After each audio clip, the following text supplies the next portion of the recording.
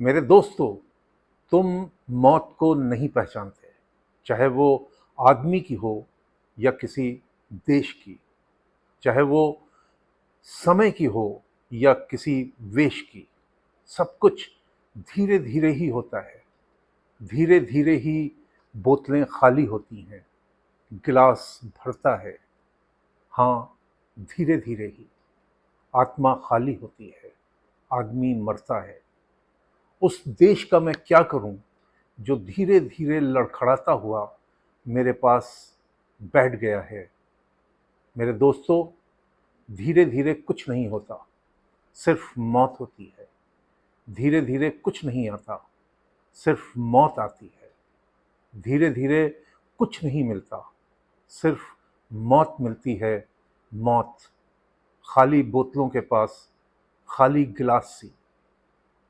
सुनो, ढोल की लय धीमी होती जा रही है। धीरे धीरे एक क्रांति यात्रा शव यात्रा में बदल रही है। सड़ान फैल रही है, नक्शे पर देश के और आंखों में प्यार के। सीमांत धुंधले पड़ते जा रहे हैं और हम चूहों से देख रहे हैं। सर्वेश्वर दयाल सक्सेना की ये कविता के अंश खास आपके लिए। नमस्कार, आदाब। मैं नाजिम नकवी आपके समक्ष, आपके साथ। आज हम बात करेंगे मणिपुर की असली चिंता की। कुछ दोस्तों ने हमसे पूछा कि आखिर हम नॉर्थ ईस्ट पर इतनी बातें क्यों करते हैं। ये शायद मेरा चौथा या पांचवा वीडियो है मणिपुर क्राइसिस पर। तो हम आपको ये बता दें कि हमने नॉर्थ ईस्ट की ट्राइब्स पर 2 दर्जन से ज़्यादा डॉक्यूमेंट्रीज बनाई हैं और इस काम को करने के लिए वहाँ बहुत रहा हूँ। एक इंसेक्ट जो वहाँ बहुत होता है, जैसे हमारे इलाके में मच्छर होते हैं, उसे वहाँ हम लोग जंपिंग मास्टर कहते थे। वो एक बार अगर आपके कपड़ों के भीतर घुस गया तो कितनी जगह काट लेता था, मतलब पूरा बदन सूज जाता था। उस पर हम लोग चाइना का एक बाम जो वहाँ मिलता था उसे लगाया करते थे। तो कहना ये चाहता हूँ कि हम नॉर्थ ईस्ट से, वहाँ की जनजातियों से, उनके कल्चर से, उनकी संवेदनाओं से बहुत अधिक परिचित हैं। इसलिए समझ सकते हैं कि वो इस समय किन परिस्थितियों से जूझ रहे हैं। आज जो बात हम आपसे करना चाहते हैं वो है भारत के पूर्वोत्तर राज्य मणिपुर में अफीम के व्यापार की। ये एक बहुत ही कॉम्प्लिकेटेड, बहुत ही जटिल मुद्दा है जिस पर सभी की निगाहें हैं। आइए आज इस हकीकत को गहराई से समझते हैं। आप हमसे जुड़े रहिए क्योंकि हम उजागर करने जा रहे हैं इसकी सच्चाई। मणिपुर, जिसे रत्नों का राज्य भी कहा जाता है, जो अपने वाइब्रेंट कल्चर और लुभावनी सुंदरता के लिए जाना जाता है, बदकिस्मती से ये पिछले 6-7 हफ्तों से जातीय संहार यानी जेनोसाइड में फंसा हुआ है। जो मुद्दे इस क्षेत्र में संकट को बड़ा करने वाले हैं उन पर कोई बात ही नहीं कर रहा है, और अगर कर भी रहा है तो उसकी तरफ किसी का ध्यान नहीं है। उनमें से एक है ड्रग लॉर्ड्स।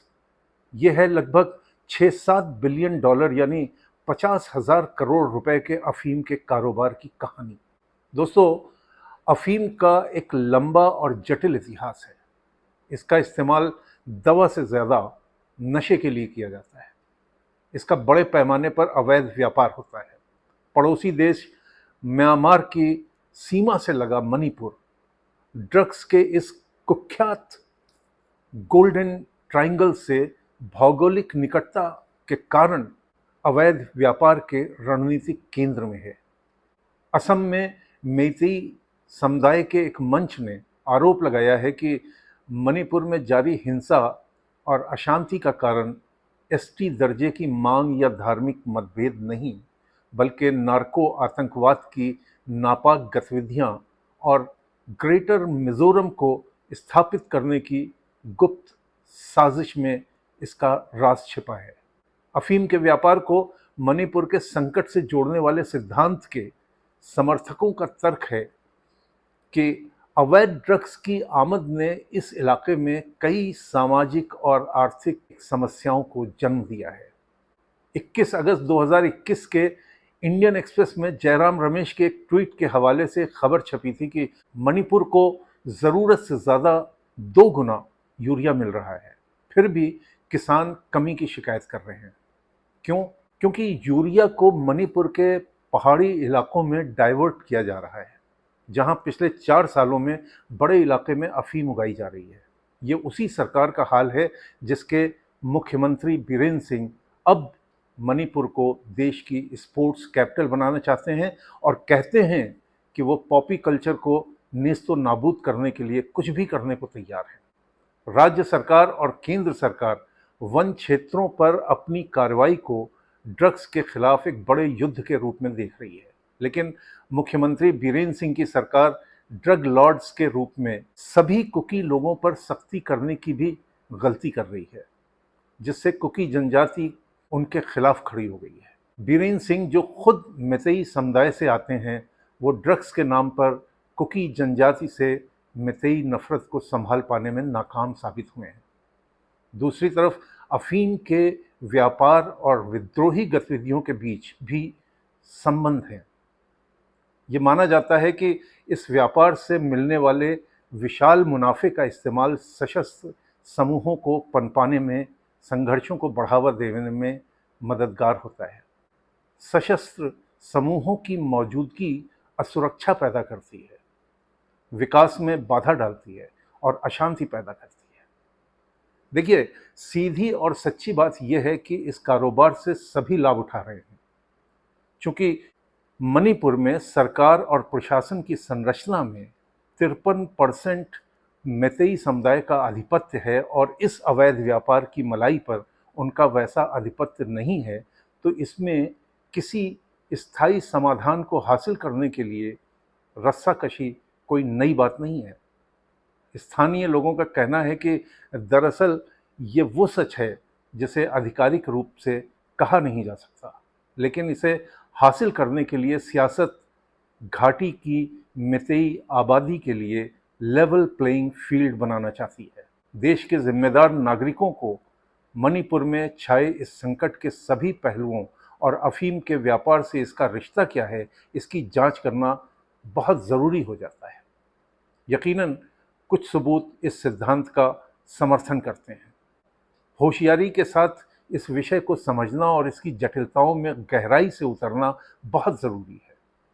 मणिपुर में कथित रूप से ये जो लगभग 6-7 बिलियन डॉलर के अफीम का कारोबार है, यकीनन ये चिंता का विषय है, मगर इसके लिए किसी एक समुदाय को दोषी ठहराना, उन्हें ड्रग लॉर्ड्स कहना गलत सियासत का उदाहरण है। साथ ही हमको ये भी देखना चाहिए कि अरामबाई तेंगोल और मैतेई लिपुन जैसे घाटी में पनपे सशस्त्र संगठन, जिसके लिए कुकी लोगों का इल्ज़ाम है कि राज्य सरकार की शह पर ये लोग कुकी गांवों को उजाड़ रहे हैं, लोगों की जानें ले रहे हैं, इन्हें रोकना चाहिए। अब तो बीजेपी के साथ सरकार में शामिल एनपीपी ने भी कह दिया है कि अगर सरकार अपने लोगों की हिफाजत नहीं कर सकती तो उसे सत्ता में बने रहने का कोई अधिकार नहीं है। अब मणिपुर सरकार के बस की बात ये नहीं रह गई है, वो इस मुश्किल से मणिपुर को निकाल सके ऐसा नहीं लगता। मणिपुर की पूरी जनता, जिसमें बूढ़े, बच्चे, महिला, पुरुष, बुद्धिजीवी, रिटायर्ड आला अफसर और व्यापारी, सभी का मानना है कि राज्य की बागडोर सेना के हवाले कर देनी चाहिए। मणिपुर के विधायक पिछली 10 जून से दिल्ली में डेरा डाल के बैठे हुए हैं, लेकिन शायद दिल्ली दरबार के पास उनसे मिलने का समय नहीं है, या फिर उन्हें अभी भी यकीन है कि मुख्यमंत्री बीरेन्द्र सिंह जो कुछ कर रहे हैं उससे नॉर्मलसी आ सकती है। लेकिन हमें ये लगता है कि केवल एक बहुआयामी नज़रिए के तहत ही हम इस सिचुएशन से निपट सकते हैं। तभी शायद ये हो सकता है कि इस सुंदर खूबसूरत राज्य के चेहरे से नफरत ने जो खून फैलाया है उसे साफ किया जा सके, स्थिरता लाई जा सके और समृद्धि बहाल की जा सकती है। हमारे साथ जुड़ने का शुक्रिया।